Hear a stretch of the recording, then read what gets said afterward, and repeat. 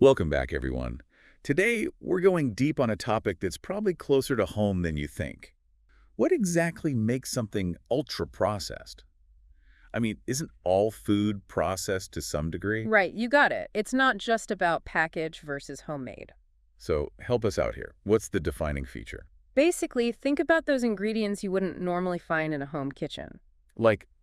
Give us some examples. Modified starches, protein isolates, those artificial flavors with the crazy long names, Ah, yeah, those mystery chemicals. they're the hallmarks of ultra-processed. Mm. Basically, taking things like corn, soy, wheat, and breaking them down to their bare bones. So stripping away the good stuff. Yeah, a lot of the natural nutrition gets lost in the process. Okay, I'm already getting a little nervous. But hold on a sec. We humans have always processed food, right?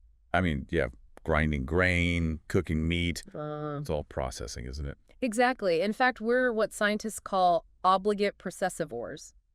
Whoa, fancy word. It just means we have to process food to survive. Like we can't digest raw wheat berries or a whole side of beef. Our bodies just aren't that efficient. Grinding, cooking, these techniques help us unlock the nutrients. So it's not processing itself that's the problem, but this ultra processing that goes too far. It's a good way to put it. Think of it like taking a beautiful, complex tapestry Okay, I'm picturing it. and shredding it down to its individual threads. You're left with something that vaguely resembles the original. Right. But it's lost all its depth, its texture, its richness. Okay, I see where you're going with this. And that's where those mystery ingredients come in. Yep. There's emulsifiers, stabilizers, all the stuff we can't pronounce. The food magic that makes it all look and taste so good. Exactly. They allow food companies to create these hyper-palatable products that last forever on the shelf, mimicking the textures, the flavors we find appealing. But often without the actual nutrition our bodies need. That's the catch. So it's not just about the calories. It's about how these frankenfoods, for lack of a better tone, Frankenfoods, I like it. how they actually interact with our biology. Okay, I'm all ears. Break it down for us. Well, for starters, our bodies have evolved over millions of years to thrive on whole, unprocessed foods. Makes sense. Back in the day, it was all about berries, roots, nuts. Right. Those foods provide this complex matrix of nutrients that work in synergy. It's all about balance, huh? Exactly. But ultra-processed foods disrupt that balance. They throw things out of whack. I see where this is going. But seriously, how bad can it be? I mean, a bag of chips here and there. It's not just about one bag of chips. It's the bigger picture. Think about it. Our bodies have never encountered this kind of food before. Right, our ancestors weren't exactly popping open a bag of Doritos around the campfire.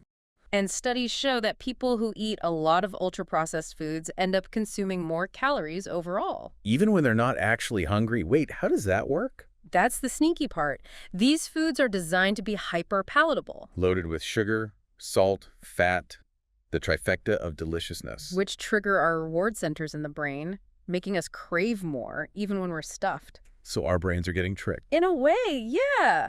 Think about it. Those intense flavors, that creamy texture. That all signals to our primal brains. Nutrition, calories. Exactly. But the reality is those signals are often misleading. Oh man, it's all starting to make sense. And because these foods are often stripped of fiber and other nutrients that make us feel full, It's like a double whammy. We eat more A and D, feel less satisfied. no wonder so many people struggle with their weight. Right. And it goes beyond weight gain. Research is linking ultra-processed foods to all sorts of chronic diseases. Like what?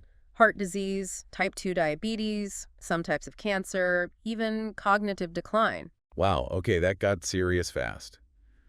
But if these foods are so bad for us, why are they everywhere? Well, that's a question for the ages, isn't it? But a big part of it comes down to economics. Ah, follow the money. Ultra-processed foods are cheap to produce, have a long shelf life, and incredibly profitable for food companies. So it's a system that prioritizes profit over health.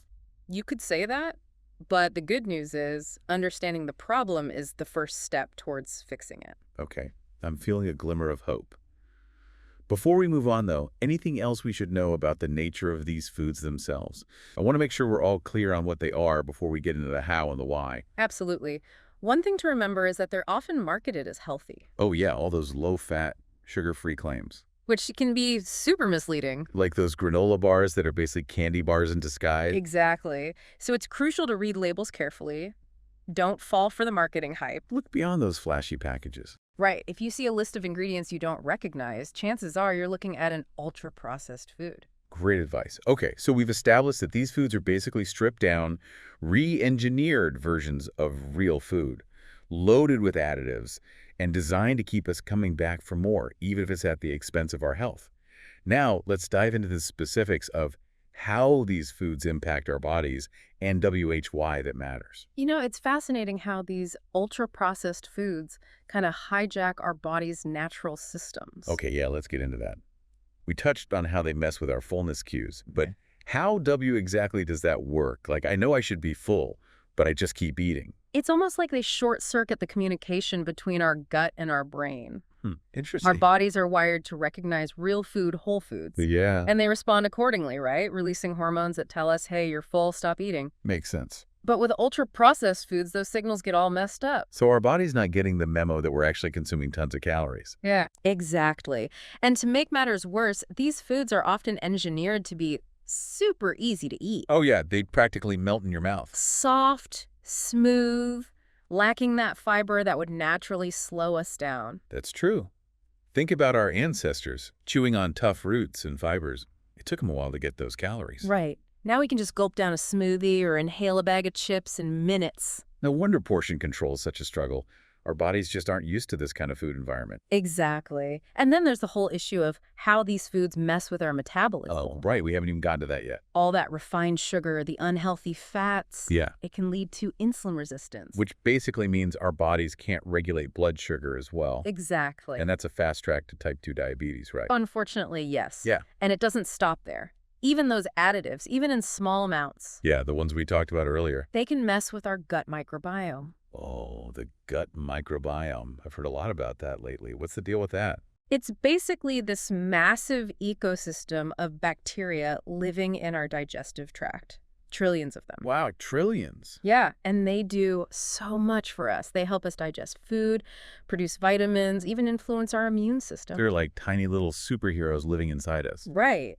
But when we disrupt that delicate balance with all this processed stuff, all those additives, Yeah. it can have a domino effect on our health. One thing leading to another. Makes sense. And these effects can build up over time. It's not necessarily that one bag of chips that does the damage. It's the long game. Exactly. Years of eating a diet full of this stuff, it takes a toll. Man, it really makes you wonder, why are we even drawn to these foods in the first place? If they're so out of sync with our biology, shouldn't our instincts steer us towards healthier stuff? You'd think, right? But remember, we evolved in a totally different food environment. Yeah, back when finding a ripe berry was a major win. Exactly. Our ancestors craved sweet, fatty foods because they were scarce. Calories were precious. They needed that energy to survive. So back then, a little honey or some fatty meat was a real treat. Right, but now those flavors are engineered into practically everything. From breakfast cereal to yogurt. It's crazy. And our brains, still wired for that ancient environment. Haven't caught up yet. Exactly. So we're basically hardwired to crave the very foods that are now harming us. It's kind of a cruel twist, isn't it? And the food industry knows this. They spend billions researching how to create the most irresistible flavors, The perfect combination of sweet, salty, fatty. designed to trigger those primal cravings and keep us hooked. It's kind of sinister when you think about it. Like, they're exploiting our biology for profit. It's a complex issue for sure, but the more we understand about how these foods are designed, how they affect us, Yeah. the better equipped we are to make informed choices. Okay, I'm with you. So we've talked a lot about the negative stuff. What about solutions? Is there anything we can do to, like, mitigate the damage? Absolutely. There's a lot we can do, both individually and as a society. Okay, good. Give us some hope here, because this is getting a little heavy. I get it. But remember, knowledge is power. And now that we understand the problem... We can start to fix it. Exactly. Okay, so we've covered a lot of ground. What ultra-processed foods are how they mess with our bodies. But now, the big question. What can we do about it?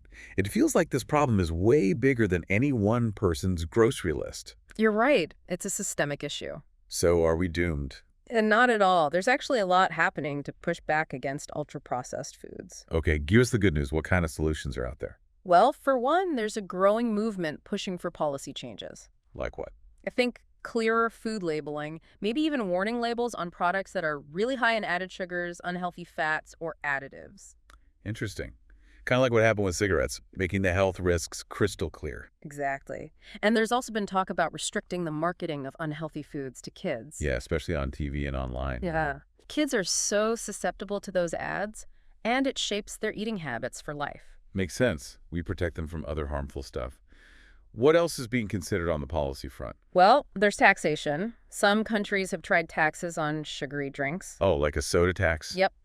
And early studies suggest it can actually work. People drink less soda. Interesting. The idea is to make the healthy choice the easy choice. The affordable choice, too. Okay, so those are some big changes, things that need to happen at the government level. What about us, everyday folks? What can we do? One of the most powerful things is simply cooking more at home. Yeah, that's always the advice, isn't it? It sounds basic, but it really does give you control. Control over the ingredients, what goes in, what stays out. And how it's processed. Plus, it can be fun. I admit I've gotten into a rut with convenience foods. But you know what? You're right. There is something satisfying about cooking a meal from scratch. There is. And you don't need to be a gourmet chef. There are tons of easy, healthy recipes out there. Even just replacing a couple of meals a week with home-cooked food would make a difference, right? Absolutely. Okay, what about when we need to rely on processed stuff? Are there ways to make better choices? For sure. Start by reading those labels carefully. Become a label detective. Exactly. Look for shorter ingredient lists, things you recognize, not too much added sugar or unhealthy fats. It's like a scavenger hunt in the grocery store. It can be. And sometimes the healthier option might surprise you. Oh yeah, like those frozen meals that are actually made with real ingredients. Exactly. Don't be afraid to experiment a little. And it's progress over perfection. That's it. Every small step towards a less processed diet is a win. Love that. It takes the pressure off. And speaking of pressure, I think a lot of people feel overwhelmed by this whole thing. Changing your diet can feel daunting. Where's a good place to start if you're feeling stuck? Honestly, just become more aware of what you're eating now. Track it for a few days. Keep a food journal. Exactly. You might be surprised how much processed food you're actually consuming without realizing it. I bet that would be an eye-opener. It is. And once you see it written down, it's harder to ignore. So awareness is key. Mm-hmm. What else? Don't try to change everything all at once. Start small. Focus on one meal a day. Like breakfast. Exactly. Trade that sugary cereal for oatmeal or a veggie omelet. Small changes, big impact. I like that. What else? Don't be afraid to ask for help. Oh yeah, good point. There are dietitians, nutritionists. They can give you personalized guidance. And there are tons of resources online, cookbooks, meal planning apps. It doesn't have to be a solo mission. That's really good to know. It can feel less scary when you realize you don't have to do it alone. For sure. And at the end of the day, this isn't about deprivation or guilt. It's about taking charge of your health. Making choices that make you feel good. Exactly. Well, this has been an amazing deep dive. I've learned so much. I'm definitely feeling inspired to make some changes. How about you, listener? What resonated with you? What steps or why you going to take? Let us know. And that's it for this episode. Thanks for joining us on this deep dive into the world of ultra-processed foods. We'll see you next time.